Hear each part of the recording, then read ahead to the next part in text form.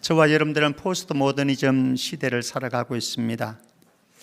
포스트 모더니즘 시대의 특징을 여러 가지가 우리는 말을 할 수 있겠습니다만은 가장 큰 특징 가운데 하나는 전통과 권위를 거부하는 시대이다. 전통도 그리고 권위도 거부하고 도전을 합니다. 그래서 이 시대를 가리켜서 탈권위 시대다 이렇게 표현합니다.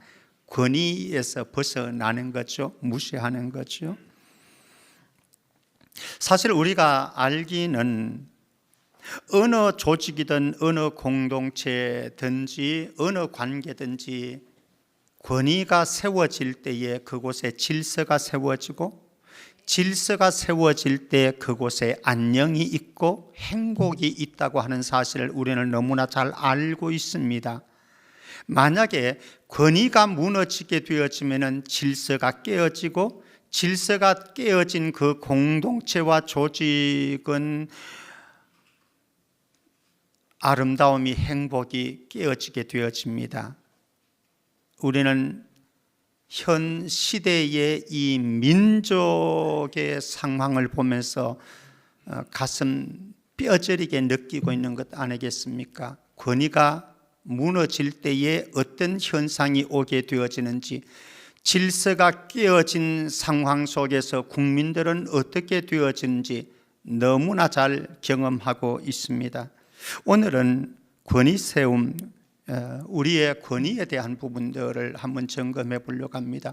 두 가지 먼저 우리는 선행 조건들을 생각해 보아야 됩니다. 하나는 우리의 소속되어 있는 공동체와 조직의 모든 권위는 하나님께로부터 나왔고 하나님이 위임해 준 권위다라고 하는 사실, 이것을 먼저 인식을 해야 합니다. 하나님께서 위임해 준 권위이기 때문에 한편으로서는 위임된 권위를 받은 자는 이 권위를 남용 오용하지 아니하고 하나님께서 맡겨주신 목적을 따라서 뜻을 따라서 이 권위를 잘 활용해야 될 책임이 있다, 의무가 있다라고 하는 것이고, 그리고 또 한편으로는 팔로워들은 하나님께서 이 사람에게 그 권위를 부여해 주셨다라고 하는 것을 인정해야 하고요, 그리고 그 권위를 존중해 주어야 합니다. 그럴 때에 질서가 세워지고 질서가 세워진 그곳에 우리는 평안이 있고 행복이 깃들 수가 있는 거죠. 여러분들 가정에도 우리 교회 공동체에도 이 사회에도 그리고 이 민족에 다시 한번 권위가 세워지는 역사가 있어서 우리의 삶이 안전하고 더 행복한 삶을 누려갈 수 있기를 축복합니다. 그런데 우리의 권위가 무너지는 현상을 우리는 서성의 주일이니까 학교 현장으로 한번 가 보십시다. 학교 교사의 권위 추락이라고 하는 겁니다. 지금 학생 수는 계속해서 줄어들고 있습니다. 그런데 학생 수가 줄어드는 것도 큰 문제이지만 교사의 권위가 땅에 떨어져 있습니다. 그래서 어떤 분은 그렇게 표현하더라고요. 선생하기 어려운 시대다. 선생하기 어려운 시대다. 심각한 표현 아니겠습니까? 그래서 좋은 선생님을 꿈꾸는 사람들도 점점 사라져가고 있다, 이렇게 표현을 하더라고요. 저는 목사로서 좋은 목사가 되기를 소망하고 있고, 저는 한 가정의 가장으로서 좋은 가장이 되기를 소망하고 있고, 좋은 남편이 되기를 소망하고 있고, 좋은 아빠가 되기를 소망하고 있거든요. 그리고 이 나라에서는 좋은 시민으로 삶을 영위하기를 소망하고 있습니다. 그런데 이 소망이 사라지기는 순간 우리의 인생의 삶의 현장은 무너지는 것 아니겠습니까? 근데 안타깝게도 우리의 후손들을 든든히 세워가는, 다음 세대를 든든히 세워가는 선생님에게 좋은 교사의 꿈이 사라진다라고 하는 것은 얼마나 서글픈 일인지 모르고 희망의 불꽃이 사라지고 있다라고 해도 과언은 아닐 것입니다. 얼마 전에 서울 양천구의 한 고등학교에서 남학생이 수업 도중에 휴대전화를 가지고 여선생님의 얼굴을 가격한 사건이 일어났습니다. 사실 어디 그뿐이겠습니까? 지금도 수없이 일어나고 있습니다. 그래서 학생들과 학부모들에게 물리적인 폭행을 당하는 교사가 하루에 평균 1.4명이 계속해서 일어난다고 합니다. 데이터 상으로입니다. 여기 박미순 권사님도 이제 퇴직하셔서 그래도 지금도 계속해서 교사의 일을 사명을 하고 있지만은요. 어쨌든 그런 이러다 보니까 교사들이, 학교 현장을 떠나는 교사들이 자꾸 늘어가고 있고, 제가 듣기로는 교대에도 옛날 같은 인기가 아니다라고 들었습니다. 최근에 8,254명의 교사들을 대상으로 해서 설문조사한 결과를 제가 보았습니다. 최근에 1년 동안 이직과 사직을 고민해 본 교사가 58%라고 합니다. 60%에 가깝습니다. 이직과 사직을 고민한 적이 없는 교사가 몇 프로인가? 26.8%라고 합니다. 30%도 안 돼요. 사실은 이게 반대로 돼야 되는 정상이 아니겠습니까? 그죠? 적어도 80%는 사명감 때문에 정말로 내가 교사를 해야 되지, 이직을 안 하고 싶다, 사직을 안 하고 싶다, 이런 현상이 나타나야 되는데, 교사 10명 중에 6명 정도는 교단에서 떠나고 싶다라고 하는 세태가 되어졌으니까요. 그 가장 큰 원인이 무엇인가? 교권 침해와 과도한 민원, 그것이 77.5%라고 합니다. 여러 가지 원인은 있겠지만은 가장 큰 고민이 그들이 이직하고 사직하려고 하는 마음을 갖도록 하는 것이 교권 침해와 과도한 민원이다. 제가 5월 첫 주에 주니어 세움을 말씀드릴 때에 여러분들에게 그런 말씀을 드렸습니다. 여러분들의 아들, 딸들이 어린이집에 갔을 때에, 또 학교에 갔을 때에, 학교에서 어린이집에서 조금의 일들이 생겼다고 어린이집 쫓아가지 마라, 학교 쫓아가지 마라, 제가 말씀드렸습니다. 이것 때문에 교사들 체벌도 못하는 시대가 되어버렸습니다. 체벌도 없는, 징계도 없는 교육 현장이 과연 바른 교육이 이루어지겠는가라고 하는 거죠. 그러니까 교사의 권위를 다시 세우지 않으면 이 민족은 미래가 없습니다. 정말로 교사의 권위를 세워주어야, 교사가 나는 이 자긍심 때문에, 자부심 때문에 나는 교단을 떠나고 싶지 않아, 이 학생들을 보면은, 이 어린 영혼들을 보면은 나는 이 사명이 내 천직이야, 이런 마음을 가지고 하려고 하는 마음이 있어야 이게 우리 미래가 밝지 않겠습니까? 우리는 기도해 주고, 또 자녀를 기른 분들은요, 절대로 어린이집 쫓아가지 마세요. 우리 애들도 못 쫓아가게 할 겁니다. 학교 쫓아가지 않아야 됩니다. 그것 때문에 교사들 상처 엄청나게 받고 있거든요. 박미순 권사는 맞아요?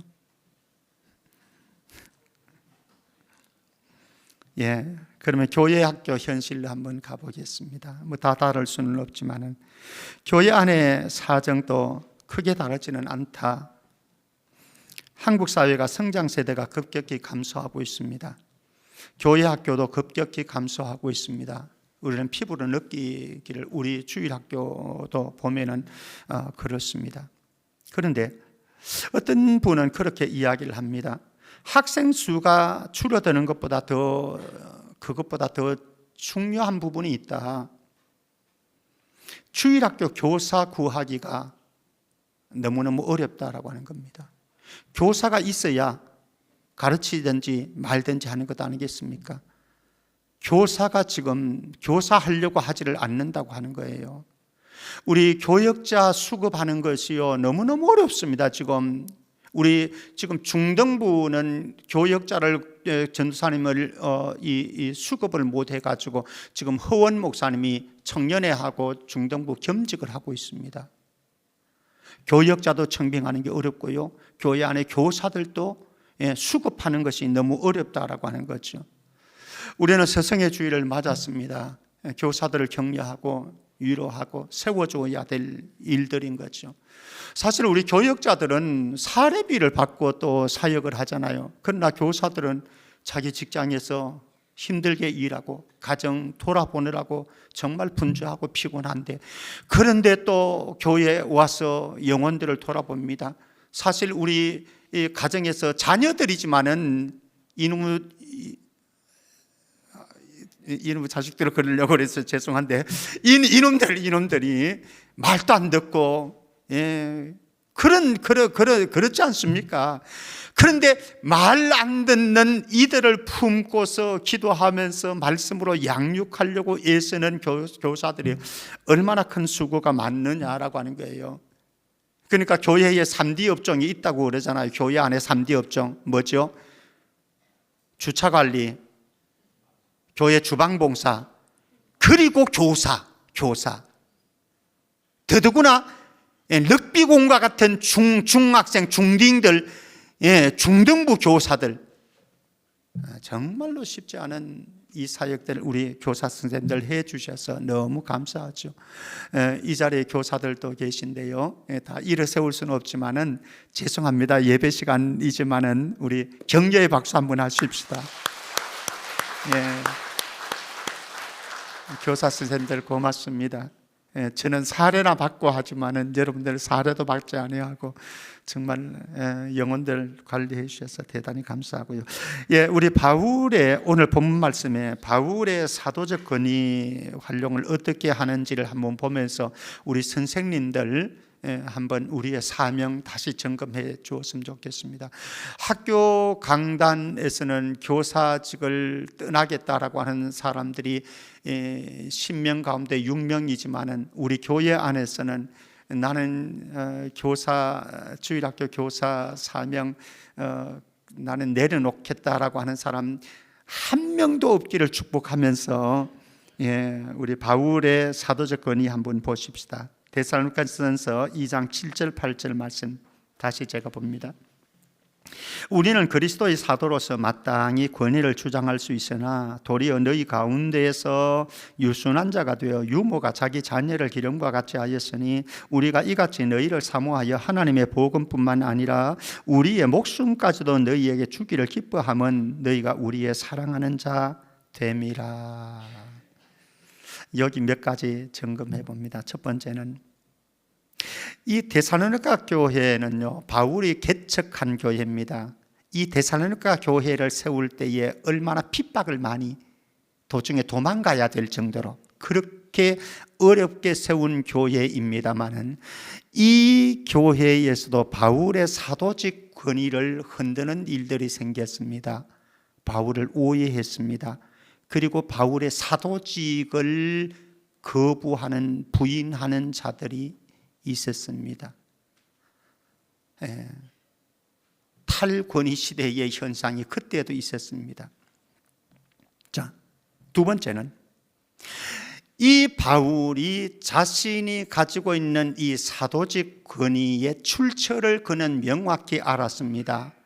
무엇입니까? 우리는 그리스도의 사도로서 마땅히 권위를 주장할 수 있으나 자기의 사도직은 그리스도에게서 주어진 것이다. 하나님에게서 주어진 것이다. 즉 하나님이 나에게 위임해 준 직분이다 라고 하는 것을 그는 명확하게 인지하고 있습니다. 매우 중요합니다. 이게 스승의 주일에 우리 교사 선생님들, 이거는 단순히 여러분들이 어떻게 하다 보니까는 어느 집사님이 꼬셔가지고 따라서 교사를 한 것이 아니고, 전도사님이 아니고, 그리스도께서 하나님께서 나에게 위임해 주신 권위다라고 하는 것을, 교사의 직분이다라고 하는 것을 망각하고 잊어버리면 안 되는 거죠. 예, 이것이 명확할 때에 우리는 어떻게 사역해야 되는가, 교단 떠나지 않을, 그들도 뭐 그렇죠. 소명이죠. 소명으로 보면은 교단 떠나려고 하지 않겠지요. 예. 자, 그런데 그리스도께서 나에게 위임해 준 권위인데 바울은 이 권위를 남용하고 오용하지를 않았습니다.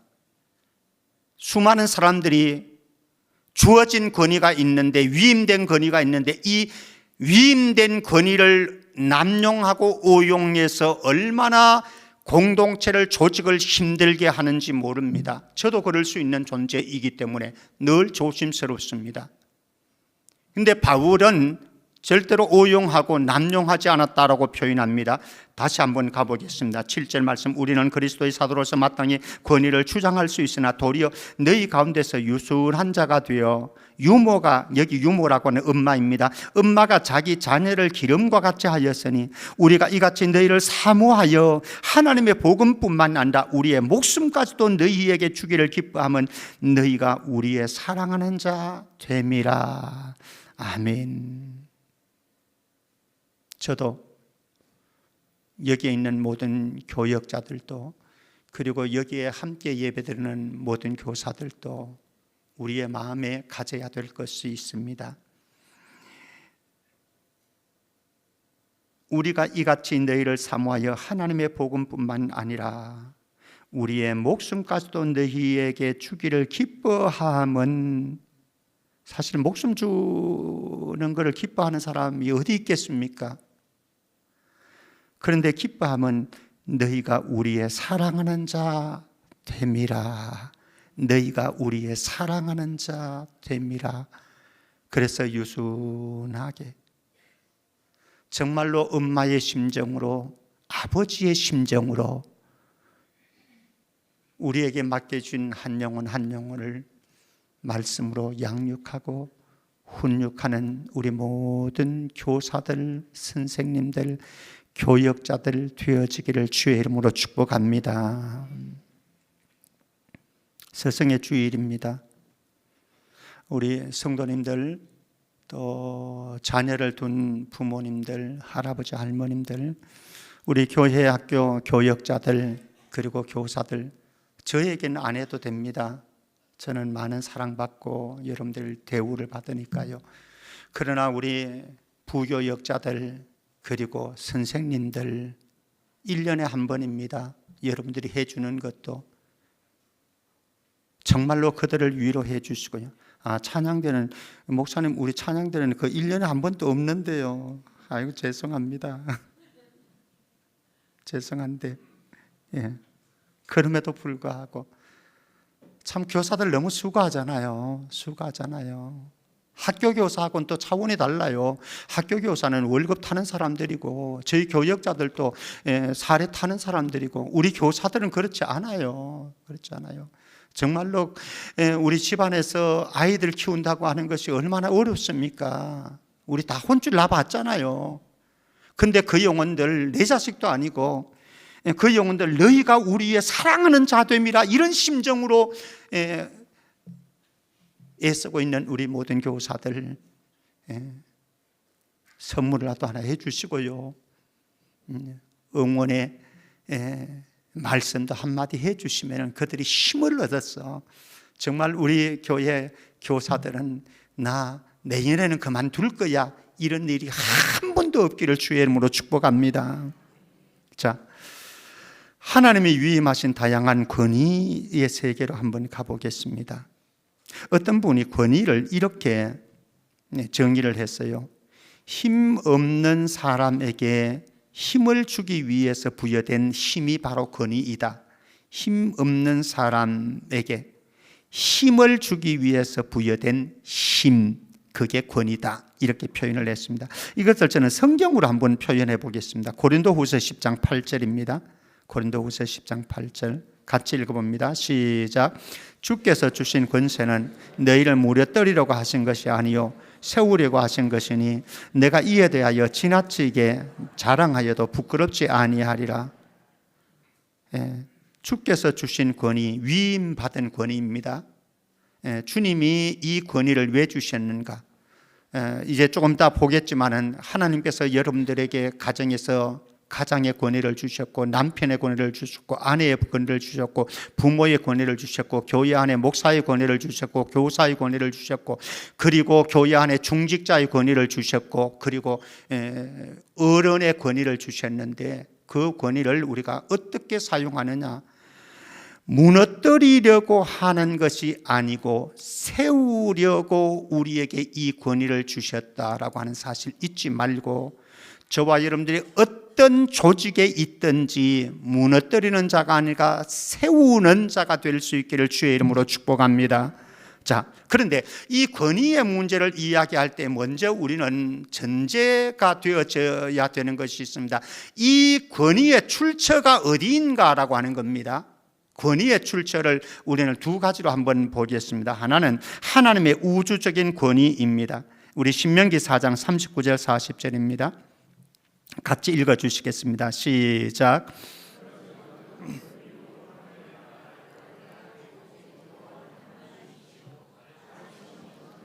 알아, 명심하고 오늘 내가 내게 명령하는 여호와의 규례와 명령을 지키라. 너와 내 후손이 복을 받아 내 하나님 여호와께서 내게 주시는 땅에서 한없이 오래 살리라.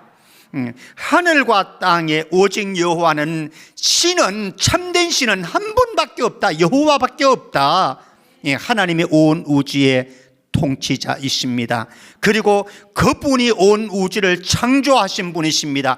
그분이 언젠가 이 온 우주와 모든 인류를 심판하실 것입니다. 그러므로 우리는 그분의 권위를 인정하고 존중하고 그분의 권위 아래 살아갈 때에 질서가 세워지고 우리의 삶이 아름다워지고 행복해질 수가 있을 것입니다.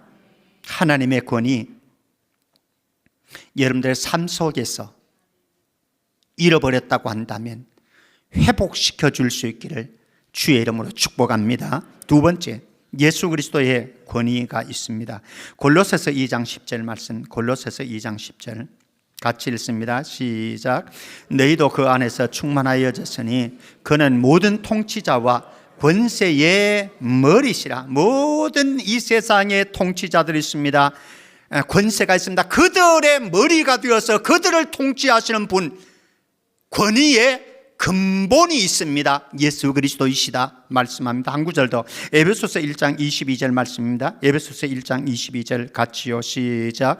또 만물을 그의 발 아래 복종하게 하시고 그를 만물 위에 교회의 머리로 삼으셨다. 온 만물 위에 통치하시는 분, 그분이 바로 예수 그리스도이고, 그리고 교회의 머리가 누구다? 예수 그리스도이시다. 여러분들 기도해 주실 때에 김병태 목사가 교회의 머리가 되려고 하지 않도록 기도해 주시기를 바랍니다. 저는 그런 의사가 전혀 없습니다. 또 그렇게 해오지 않았고 앞으로도 그렇게 하지는 않을 것입니다. 그러나 혹시 알겠습니까? 사람이라고 하는 것이 모르는 거죠. 근데 제가 교회의 머리가 되어지는 순간 끝나는 거죠. 어느 장로님이, 우리 장로님들은 그런 분들이 한 분도 없어서 우리는 너무 감사한데요, 유력한 분들이 교회 안에 자기가 최고인 줄 알고 권위를 행사하려고 하면은 이것도 교회가 어지러워지는 거죠. 교회의 머리는, 모든 만물의 머리는, 그리고 여러분들의 가정의 머리도 통치자도 바로 예수 그리스도인 줄 믿으시기를 바랍니다. 이 예수님이 가정의 주인이 되어질 때에 행복한 부부의 삶이 가능하고 행복한 가정이 가능한 줄로 믿습니다. 근본적인 권위의 출처입니다. 하나님의 우주적인 권위와 예수 그리스도의 권위. 그런데 하나님은 이 땅을 다스려 갈 때에 친히 다스리지 아니하시고 위임을 해 주어서 권위자들을 세우시고 그 권위자들을 통해서 하나님의 통치와 다스림을 대행하고 있는데, 어떤 위임된 권위가 있는지 한번 가보도록 하십시다. 로마서 13장 1절. 세상 통치자의 권세가 있습니다. 로마서 13장 1절 같이요. 시작. 각 사람은 위에 있는 권세들에게 복종하라. 권세는 하나님으로부터 나지 않음이 없나니 모든 권세는 다 하나님께서 정하신 바라. 각 사람은 성도들을 가리켜서 말씀하는 겁니다. 그리스도인 성도들에게 주는 말씀입니다. 각 사람은 위에 있는 권세들에게 뭐 하라고?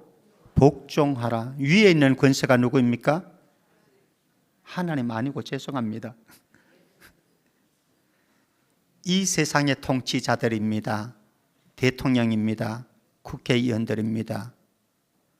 이 세상의 통치자들. 그 통치가 어디에서 왔다고요? 하나님에게서 왔다.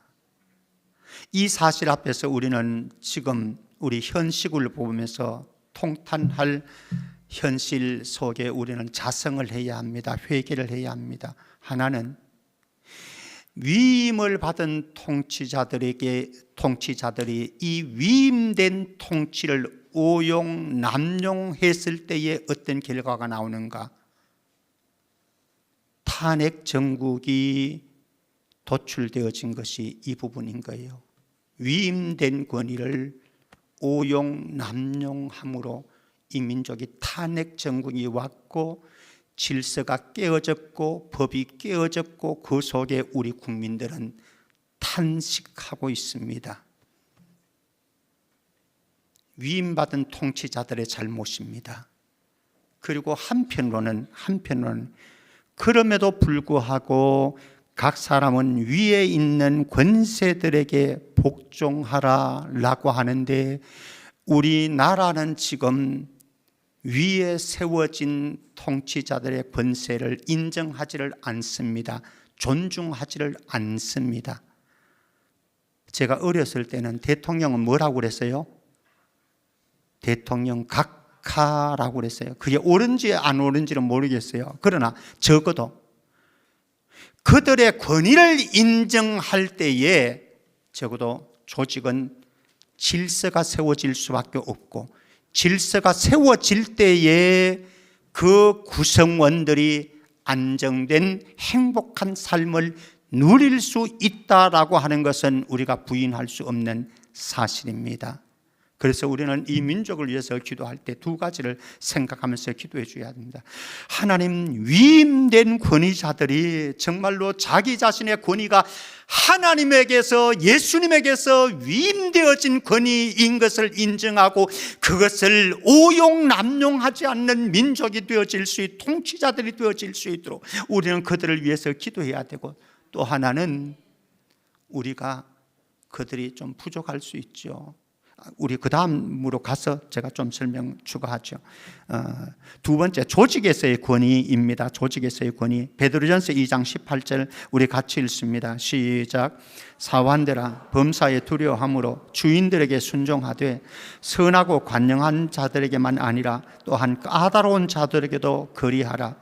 고대 사회에 주종 관계가 있잖아요. 주인이 있고 종이 있습니다. 그러면 주인은 종을 책임지고 그들의 삶을 보살펴 줍니다. 그 영향 아래서 종은 주인에게 목숨 걸고 충성을 하는 것이 주종 관계의 언약, 계약 관계인 거죠. 저는 우리 교회 공동체 안에 오늘 여기에 보면 주인과 종에 대한 이야기를 하는 거거든요. 그러면 오늘날 우리 사회로 표현한다고 한다면 여러분들의 직장에서 고용주와 고용이, 피고용인이 여러분들 우리의 삶이 아니겠습니까? 이 관계 속에서 저는 여러분들에게 당부드리고 싶습니다. 범사에 두려함으로 주인들에게 순종하되 여러분들 직장에서 상사들에게 순종을 배우십시오. 머리치 받는 그런 직원 되지 말고요. 머리치 받는 직원은 내보내야죠. 뭐 지목사님이, 허목사님이 저한테 머리치 받으면 저는 내보낼 거거든요. 그러면 안 되는 거예요. 그죠? 우리 교육자들은 머리치 받는 사람들이 한 사람도 없어서 얼마나 제가 참 다행이고, 저는 내보내는 것도 참 잘못하는 사람이거든요. 그런데 한 사람도 그런 사람이 없으니 여러분들에게 부탁드립니다. 여러분들이 직장생활 하실 때에 절대로 머리치 받는 일 없이 순종하는 그런 은혜가 있기를 축복합니다. 그런데 우리는 이제 여기서 질문이 나옵니다. 3번 세상 통치자의 권세 이야기할 때도 여러분들이 질문하고 싶은 분들이 생겼을 거예요. 뭡니까? 이 사람들이, 통치자들이 바로 해보십시오. 왜 우리가 인정 안 하겠습니까? 존중 안 하겠습니까? 근데 오늘 말씀 다시 봅니다. 사원들아 범사에 두려움으로 주인들에게 순종하되 선하고 관용하는 자들에게만 아니라 이들에게, 선하고 관용하는 자들에게, 너그러운 자들에게 순종하는 건 당연한 거죠. 그런데 그 다음이 있습니다. 또한 까다로운 자들에게도 그리하라. 통치자들 가운데는 조금 그릇된 사람들도 있을 수 있습니다. 통치를 제대로 하지 않는 분들도 있습니다. 그러나 그 권위를 인정해라 라고 하는 겁니다. 미리암과 아론이 하나님께서 세워진 모세의 권위를 인정해 주지 않고 머리치 받았잖아요. 그랬더니 하나님께서 어떻게 하셨어요? 미리암에게 나병, 문둥병 걸리게 했습니다. 아니 목사님, 그 구약에 있는 사건을 가지고 뭐 신약 시대에 살아가고 있는 우리에게 적용하십니까? 그건 구약의 이야기죠. 그렇게 생각하십니까? 그렇게 생각하면 여러분들의 믿음의 체계가 다 깨어지죠. 그럼 구약의 사건 이야기하지 않고 신약의 사건으로 가볼까요? 예수님이 의로운 통치를 받았습니까? 그 재판을 받았습니까? 예수님 불의한 재판을 받았습니다. 그래도 예수님은 침묵하셨습니다. 예수님이 인간에게 체포되셔야 되는 분입니까? 그것이 억울해가지고 베드로는 칼을 빼들었습니다. 그러나 예수님은 베드로야 칼을 칼집에 꽂아라 말씀을 하셨습니다. 우리 성천교회의 모든 성도들은 여러분들의 조직에 가서 꼭 순종부터 배우기를 바랍니다. 머리치 받고 대드는 것부터 배우지 말고요. 그러려고 하면 조용히 그 직장 나오세요. 그게 도리지요. 자, 그 다음에 가봅니다. 가정의 권위 회복이 있습니다. 에베소서 6장 1절입니다. 에베소서 6장 1절 같이 읽습니다. 시작. 자녀들아 주 안에서 너희 부모에게 순종하라. 이것이 옳으니라. 여러분들의 가정에서 자녀들 길러보잖아요. 자녀들이 머리치 받고 말 안 듣고 이러면은 여러분들 어떻습니까? 권위 인정해야 됩니다. 나라의 통치자 권위 인정해야 되고요. 직장의 권위 인정해야 됩니다. 여기에서 두 가지 기억하십시다. 하나님께서 위임해 주신 가정에 권위자로 세움받은 우리 부모님들, 그리고 남편들, 하나님께서 위임해 주신 이 권위, 하나님의 마음으로 하나님의 뜻을 따라서 권위를 행사할 수 있기를 축복합니다. 그렇지 않으면 여러분들의 가족 구성원에게 상처, 투성이를 만들어버리게 되어집니다. 그거 잘못된 것이지요. 그리고 또 하나는 가정에서 부모님이 조금 부족해도 못마땅해도 그 권위를 인정해주고 존중해줄 수 있는 모든 가족 구성원 되어지고요. 남편들이 좀 못마땅해도 권위를 인정해주고 순종해주는 가정들이 되어져서 여러분들 부부의 삶이 행복하고 여러분들의 가정이 더 아름답고 행복한 은혜가 있기를 주의 이름으로 축원합니다. 마지막으로 에베소서 4장 11절 12절입니다. 교회에 세워주신 권위입니다. 에베소 4장 11절 12절 그가 어떤 사람은 사도로, 어떤 사람은 선지자로, 어떤 사람은 복음 전하는 자로, 어떤 사람은 목사와 교사로 삼으셨으니 이는 성도를 온전하게 하여 봉사의 일을 하게 하며 그리스도의 몸을 세우려 하심이라. 하나님께서 교회 안에 여러 권위자들을 세웠습니다. 사도, 선지자, 복음 전하는 자, 목사, 교사로 이들을 세워서 성도들을 온전하게 만들고 그들이 사역을, 봉사의 일을 제대로 잘 건강하게 하도록 하고, 그래서 그리스도의 몸인 교회가 건강하고 행복한 아름다운 교회로 만들기 위해서 하나님께서는 자신의 통치권을 위임해 주었습니다. 하나님께서 나에게 위임해 주신 통치권, 권위가 무엇입니까? 여러분들 각자에게 맞는 그런 권위가 있죠. 가정에서도, 교회 안에서도, 여러분들 직장에서도, 이 사회 안에서도 하나님이 위임해 주신 권위 잘 활용하시고, 그리고 우리는 세워진, 하나님께서 위임해서 세워진 권위자들, 특별히 우리 교회 안에 교사들 권위를 인정해 주고 존중해 주어서 이들이 자부심 가지고 2026년도에는 나 교사 안 할래, 이런 일 없는 교사들 다 되어지기를 주의 이름으로 축복합니다.